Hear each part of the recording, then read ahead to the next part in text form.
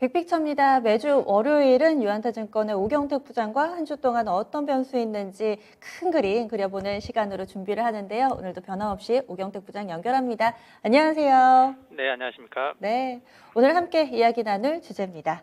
특히나 이번 주는 국내에서 실적 발표 본격적으로 시작되는 데 따른 전략을 좀 만들어 봐야 될 것 같은데요.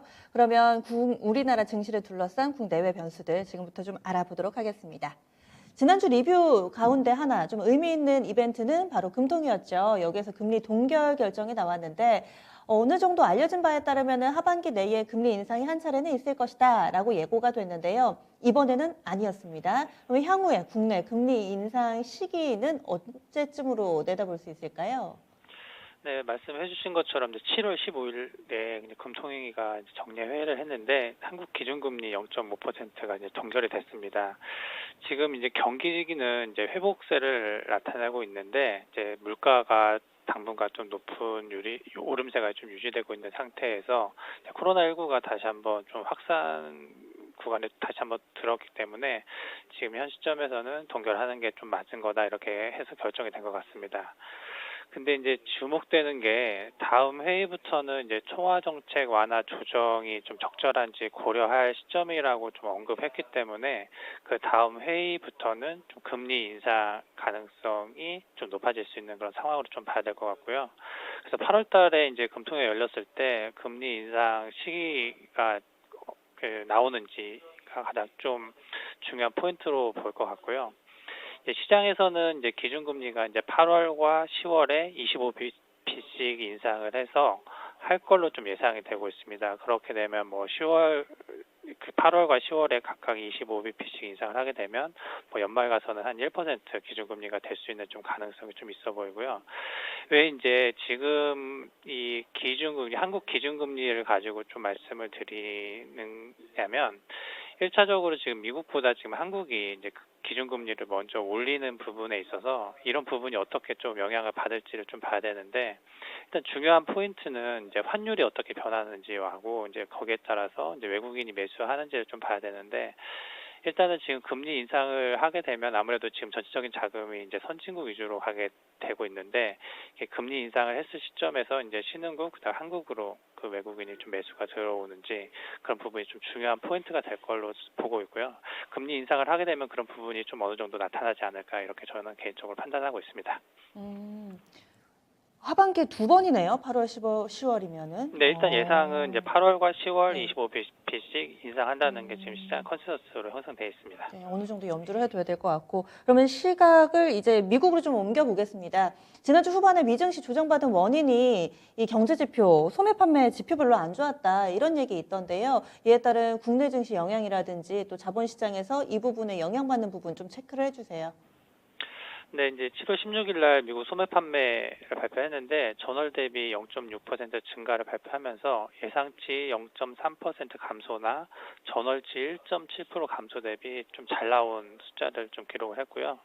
전체적으로 이제 정부가 재정 지출을 하는 가운데 그 가계 저축이 높은 상태에서 이제 소매 판매가 좀 잘 이루어지고 있고 백신 접종률 상승을 하면서 좀 경제 활동이 어느 정도 좀 정상화되고 있는 부분도 이제 소비 증가에 좀 긍정적으로 좀 작용했다라고 보여지고요. 특징적인 부분은 이제 레스토랑이나 의류, 전자제품, 외부 활동 관련된 업종의 매출이 좀 증가를 했고 반면에 가구나 스포츠용품, 건축자재 업종은 매출을 좀 감소를 했습니다. 이제 좀 눈에 띄는 부분은 이제 자동차하고 부품 판매 부분인데 전월 대비 이제 자동차 부품 판매는 2%를 감소를 했습니다. 그래서 이 전체적으로 이제 차량용 반도체 공급난이 좀 이어지고 있는 시점이었기 때문에 관련해서 이제 자동차 부품 판매가 감소했다라고 보시면 될 것 같고요. 전체적으로 지금 소매 판매는 호조를 좀 이어가고 있는데 지금 어느 정도 이제 판매 호조가 올라와 있는 시점에서 추가로 이제 소비가 확산이 돼야 되는데 그런 부분은 좀 인플레나 여러 가지 사항을 좀 고려해서 좀 주춤하고 있는 그런 상황으로 이렇게 보는 게 맞을 것 같습니다. 네, 인플레 얘기하기에는 지금 현재 미국의 10년물 국채금리 보니까 1.3% 다시 하회를 하면서 직전 저점 부근까지 내려갔더라고요. 이건 좀 어떻게 봐야 되나요?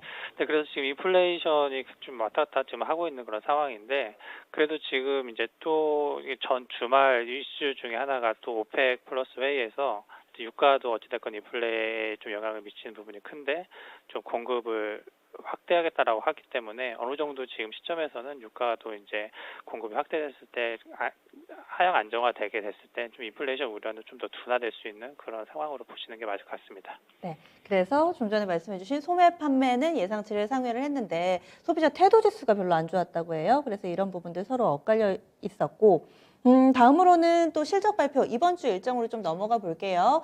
이번 주 눈여겨봐야 될 실적 발표 일정들 어떤 게 있나요? 네, 이번 주 좀 상당히 좀 중요한 기업들이 실적을 발표를 앞두고 있습니다. 좀 제일 먼저 좀 발표하는 게 눈여겨보는 업체 중에 이제 삼성바이오로직스인데요. 삼성바이오로직스는 7월 21일에 이제 실적 발표를 할 걸로 좀 예정이 되어 있는데 그 2분기 예상 영업이익이 1,120억 정도가 예상이 되고 있고요. 전년 동기는 이제 811억이었고 전분기는 743억이었기 때문에 2분기 영업이익이 좀 상당히 좀 기대가 되는 그런 숫자라고 보시면 될 것 같고요. 단기로 봤을 때 이제 분기 최대 실적까지도 좀 예상이 되고 있는 그런 상황입니다. 그래서 지금 삼성바이오로직스는 이제 뭐 우도나나 이런 백신 CMO 양산에 대한 향후 기대감도 좀 높아져 있기 때문에 2분기 실적이 좀 잘 나오게 되면 추가적으로 실적에 대한 기대감이 형성되어 있기 때문에 좀 주가에 플러스 영향을 받지 않을까 이렇게 좀 보고 있고요.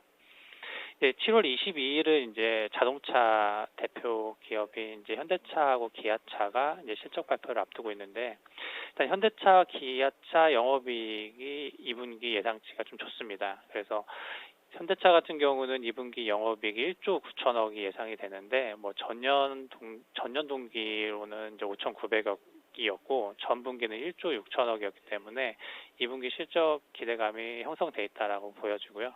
기아차도 마찬가지로 2분기 영업이익이 1조 3천억인데 전년 동기는 1,400억이었고 전분기는 1조였기 때문에 기아차 또한 2분기 실적에 대한 기대감이 살아있다라고 보여지고 있고요.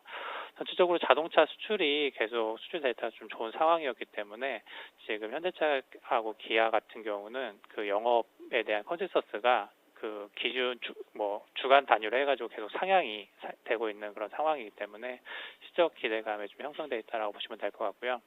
또 22일은 지금 뭐 메타버스 관련주들이 뭐 급등을 하고 있는 가운데서 이제 대형주에서는 좀 네이버가 견조하게 상승 흐름이 이어지고 있는데 네이버 또한 2분기 영업이익이 3,270억 예상이 되면서 전년 동기 2,300억, 전분기 2,800억보다 좀 높은 영업이익이 예상되고 있기 때문에 성장성을 확보하고 있는 상태에서 또 2분기가 잘 나오게 되면 네이버 또한 주가에 긍정적으로 좀 작용할 걸로 예상이 되고 있습니다. 그다음에 또 주요 기업으로 보는 종목 중에 좀 마지막으로 LG생활건강을 좀 보고 있는데요. 아무래도 소비와 연결되어 있는 좀 대표 기업이기 때문에 실적이 좀 중요한 포인트로 작용할 걸로 좀 보고 있고요. 2분기 영업이익이 3,500억이 예상이 되고 있고요. 전년은 3,033억, 전분기는 3,700억이었는데 일단 전분기보다는 소폭 좀 감소하는 그런 움직임일 걸로 좀 예상이 되고 있습니다. 이렇게 실적 모멘텀이 살아있는 종목군들이 상당히 많음에도 불구하고 시장, 이 실적이라는 키워드가 제대로 반영되지 못하는 데는 수급 공백이 좀 있는데요. 요즘에 자금이 어떻게 좀 이동하는 건지 이를 볼 만한 뭔가 기준점, 데이터는 없을까요? 네, 그러니까 저도 가장 좀 중요한 게 뭐 삼성전자나 뭐 LG전자 실적이 잘 나왔음에도 불구하고 좀 외국인 매수가 좀 안 이루어지고 주가가 좀 빠지는 그런 형태이기 때문에 중요한 게 지금 이제 대형주 중심으로 외국인들이 실적이 잘 나왔을 때 언제 매수하는지를 가장 중요한 포인트로 좀 봐야 될 것 같고요. 그거에 대한 일환으로 볼 수 있는 게 이제 펀드 플로어를 좀 살펴봐야 될 것 같은데 일단 뭐 주간 단위로 이제 글로벌 펀드 플로어는 뭐 자료들이 계속 나오고 있습니다.